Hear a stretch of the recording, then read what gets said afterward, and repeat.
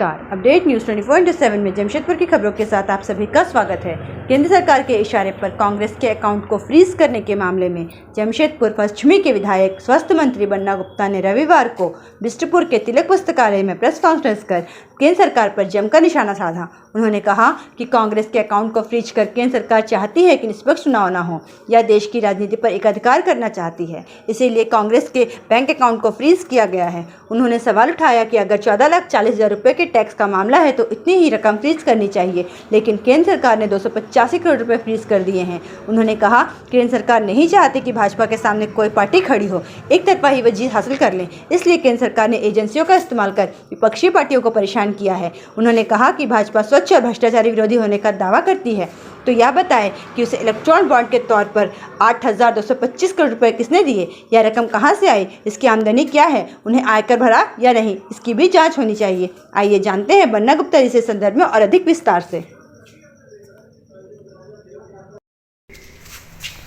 बहुत बड़ा भ्रष्टाचार का मामला प्रकाश में आया है और मैं आपका ध्यान को उस लिए आकर्षित करना चाहता हूं कि इसमें तो मैंने बताया कि ऐसी तो 29 ऐसी संदिग्ध सेल कंपनियां हैं जिनका कोई आधार ही नहीं है, ना जिनका कोई कार्यालय है, ना जिनका कहीं पर कोई बोर्ड लगा है, केवल उसके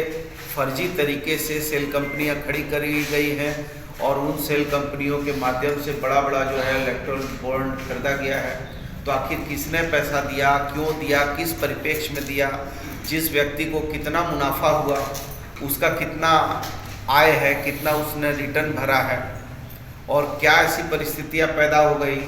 कि जिनका जो है 2 करोड़ की हैसियत नहीं है और 2 करोड़ का दान कर रहे हैं। तो इसके पीछे क्या राज है? ये तो सारी चीज़ें सर्वोच्च न्यायालय जब इस पर गंभीरतापूर्वक पहल कर रहा है तो निश्चित तौर पर ये दूध का दूध पानी का पानी होना है। लेकिन चूंकि जनता के बीच में ये अभी चुनाव आ चुका है और चुनाव में ये इतने भयभीत हो गए हैं कि एक तरफ जो है दिल्ली सरकार के मुख्यमंत्री को इन्होंने जेल भेज दिया, हमारे मुख्यमंत्री को इन्होंने जेल भेज दिया। तो आखिर आप ऐसी चीज़ों पर जेल भेज रहे हैं जिनका कोई बहुत बड़ा आधार नहीं है,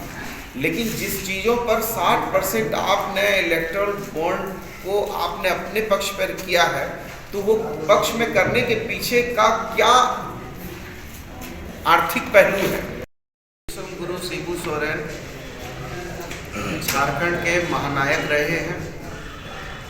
और वो एक वैचारिक लड़ाई लड़ते रहे हैं और आज के दिन में जिस तरीके से उनके पुत्र को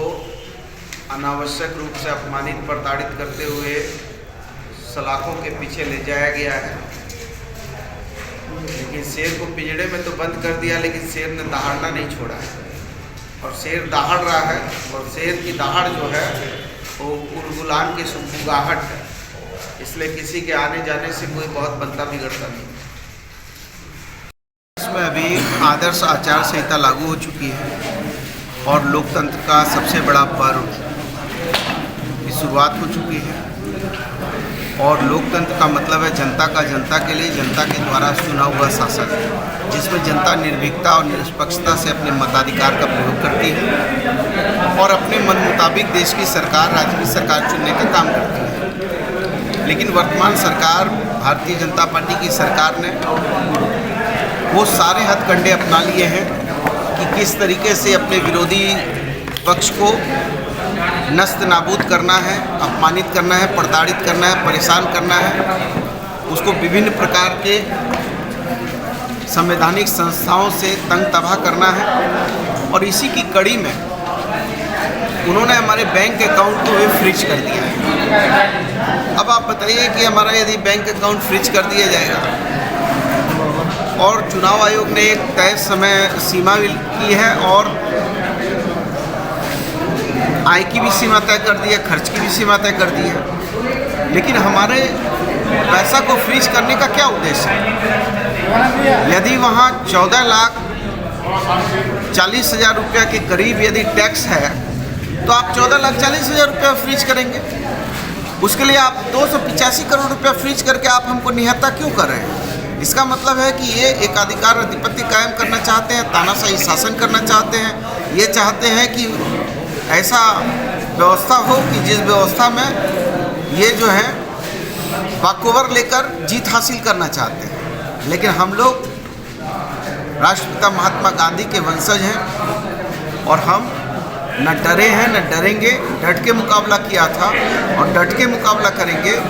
और ये निरंकुश शासन के विरुद्ध में बिल्कुल मजबूती से संकनाद करेंगे।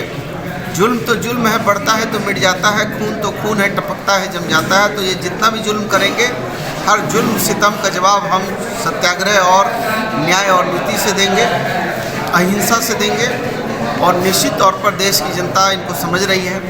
कि एक तरफ ये बात कर रहे हैं स्वच्छता की, बात कर रहे हैं भ्रष्टाचार विरोधी की, तो बताइए ये इलेक्ट्रल बॉन्ड जो आया है ये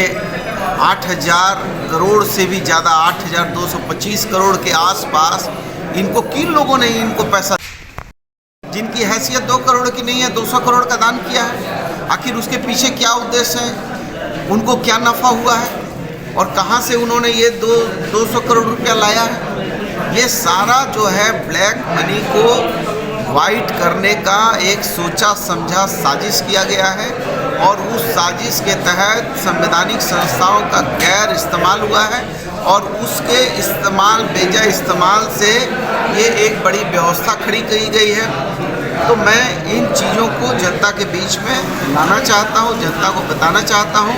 कि ये किस तरीके से एकाधिकार अधिपत्य करके लोकतांत्रिक व्यवस्थाओं को नस्त नाबूद कर रहे हैं। जमशेदपुर की खबरों के साथ बने रहने के लिए हमारे चैनल अपडेट न्यूज़ 24/7 को सब्सक्राइब और लाइक करना ना भूलें। धन्यवाद।